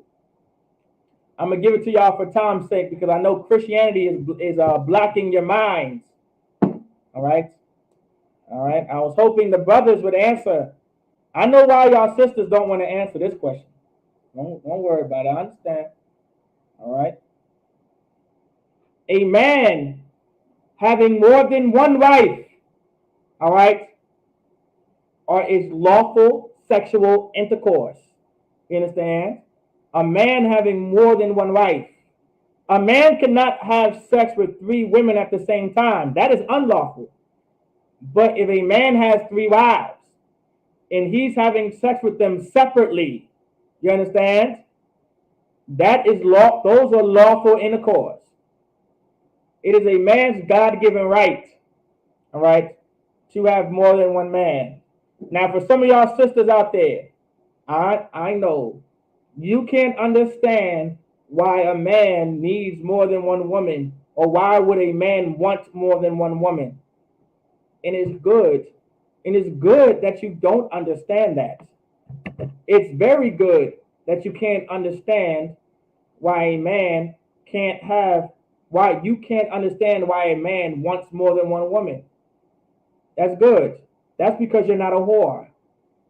You're not promiscuous. You're not Thottimus Prime. You're not America's Next Top Dot. And because you're such a good woman and you're such not a whore, you can't fathom why a man wants more than one woman. Because you, as a woman, you just want one man. And because the push on the Christian church trying to make men like women is why you believe a man should only have one woman. because you want a man to be like you. And then when that man becomes you, you hate him. You despise him. You despise that man when he becomes you. When that man becomes just like you, he becomes effeminate and soft and weak, just like you. And he becomes so weak that when you guys are arguing with each other, he starts putting his hands on you and he starts beating on you because he's a woman like you. He's weak like you. He's soft like you. Let this be a lesson to some of y'all sisters out there. All right? Don't emasculate your man. All right? Don't emasculate him. All right? The Lord is against emasculation. What does it mean to emasculate? Let me get it for you. Emasculate, to deprive of strength, vigor, or spirit, meaning to weaken. All right? To deprive of fertility or procreative power, to castrate. All right? By you telling me as a man, I cannot have more than one wife, you're emasculating me. You're depriving me of my procreative power. The Lord gave me the procreative power to be able to have 365 kids within a year, if the Lord allows it. You understand? You know what I'm saying? If the Lord allows it, the Lord allow. One day the kingdom comes. Shabbat Shema is going to make sure he gets 365 kids within 1 year. I pray y'all understand. Of course, I'm joking. All right? But give also Yagadar a hand. Christianity emasculates men. And because of Christianity emasculating men, women emasculate men. Men have the procreative power. And when you take that power away from him, he becomes weak like you. And he becomes soft like you. And he becomes a woman like you. And the Lord doesn't want that, okay? The Lord is not for it. All right. And so, this women's liberation movement, all right. Let me touch base on an immaculate conception. Anybody real quick before I end the class. Somebody tell me, what is immaculate conception?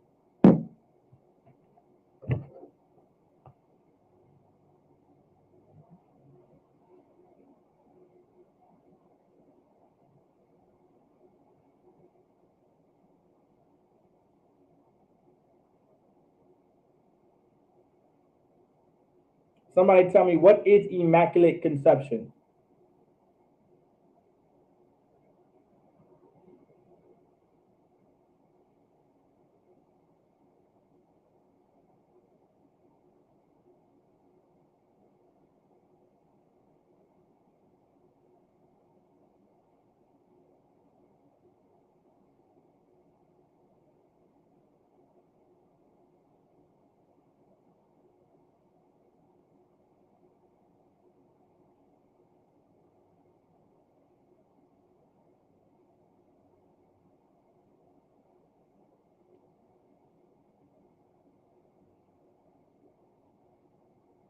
Okay, Mary being sinless.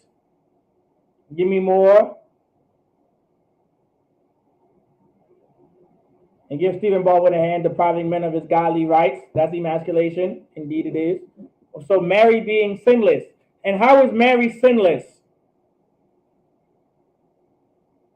How is Mary sinless?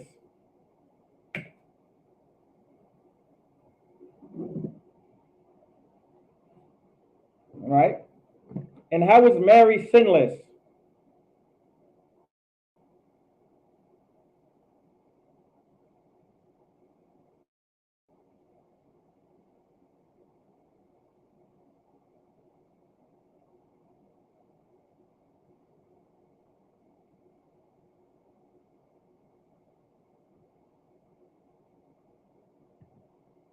All right. So Mary being sinless, and what made Mary sinless was Mary making a baby without having sex. So meaning in the Christian church, it was Roman practice. All right. All right. The Immaculate Conception comes from Rome. It's a Roman belief. All right. That Mary was sinless because she made a baby without having sex, without having a man. All right. And because the Romans were so gay, and because the Romans were so filled with homosexuality, all right, it was a sin to have sex with a woman. Like, why would you have sex with a woman? Right? Because having sex with a woman is just evil to them. All right. And so the concept of not being with a woman, right, is a part of Immaculate Conception, which means not having a man is also a part of Immaculate Conception. So the spirit of a woman not needing a man, all right, not needing a man, the spirit of a woman not needing a man in order to raise a child, blame the Christian church for it. Blame Immaculate Conception. Blame the spirit of the Christian church not needing a man or a woman for anything. All right? Blame the destruction of the black family. Blame Immaculate Conception. Blame the Christian church. You understand? That's why I wanted to bring up Immaculate Conception right there. All right? Of course, any brother that wants more precepts on the Immaculate Conception on how I'm getting to this point. All right, of course, this is not something that you would probably teach on the streets. All right, you want to be a little more seasoned to prove what I'm saying. You want to say things like the spirit of Immaculate Conception is why men and women despise each other and don't want to have sex with each other, and why the homosexual spirit is rampant and the lesbian spirit is rampant and the woman raising her child alone is rampant in the black community. You want to say something like that? So for any officers out there, if you want to try to bring out Immaculate Conception in that kind of light, you can say something like that. I have plenty of precepts of Immaculate Conception, of how Mary did have sex with Joseph. There's plenty of precepts about that. Mary isn't the only virgin birth. All right. In the ISUPK, we do believe in the virgin birth. We do believe in the virgin birth. All right. Don't be afraid to say that we believe in the virgin birth, because we do. But we know that a virgin is just a young woman, marriageable age. It doesn't mean a woman that didn't have sex. We know that. So if anyone wants Immaculate Conception precepts, you can wait until Wednesday class, and Captain Dr. Shah can bring them out. Make sure you bring. I went over class. I went over time. All right, exceeded time a little. Make sure you bring your questions to the scripture breakdown class. All right. Don't There's plenty. If y'all have no questions during that scripture breakdown class, then y'all not reading the Bible. Y'all not studying the Bible. Y'all not reading it. Y'all not studying this word the way y'all supposed to be studying it. You feel me? All right. So when it comes down to it, if I ask y'all questions about what does this scripture mean, and y'all can't give me an answer, then y'all should be asking questions every Wednesday in class. And I pray y'all brothers understand. All right. Any officer and trooper out there, if I see no questions being asked this class, I'm gonna ask y'all some questions.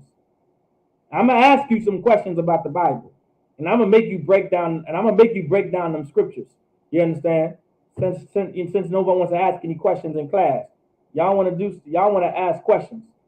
All right? Y'all want to ask questions. Y'all want to get breakdowns of things. You want to read. All right, read. I know y'all don't. I know there's things y'all don't know now, because there's things that I don't know, and I be asking questions. All right. Now, of course, sometimes I ask questions in class. All right. But I talk to Captain Dr. Shah every day and at night. And so all my questions get answered every day when I have a question. So by the time Wednesday comes around, he answered my questions already, but I still sometimes have more questions on Wednesday. All right. So I ask my questions on Wednesday too as well. All right. So make sure you bring those, if you're not talking to Captain on the daily like I am, then y'all should be asking questions in class. So because your question might be a question that another brother or sister may need to know. By you asking that question, you could have saved the brother or sister's life. You understand? Just you not knowing, how did Christ, where's the precept to where it says Christ comes from the seed of David? By you asking that question, you just saved the brother's life because he thought his entire life Christ was born out of nowhere. And the angel had sex with Mary, and and the angel and God did bippity boppity boo, alakadabra, alakazam, Christ is born. He thought that his entire life. And of course, that's not the case, right? So y'all make sure y'all ask those questions. All right. Went over a little time for Lakia. Make sure y'all tune into the radio show if y'all have the ability to. All right. All right. Real quick. Remember, September 15th is the feast of Memorial Blowing Trumpets. All right. Prepare for that. Prepare to attend that feast. With that, I say Shalom Israel. Yahweh Ba'Shem Yahushua Brakathum to the brothers. And Shalom. Yahweh Shamar Alathan Ba'Shem Yahushua to the sisters. Shalom.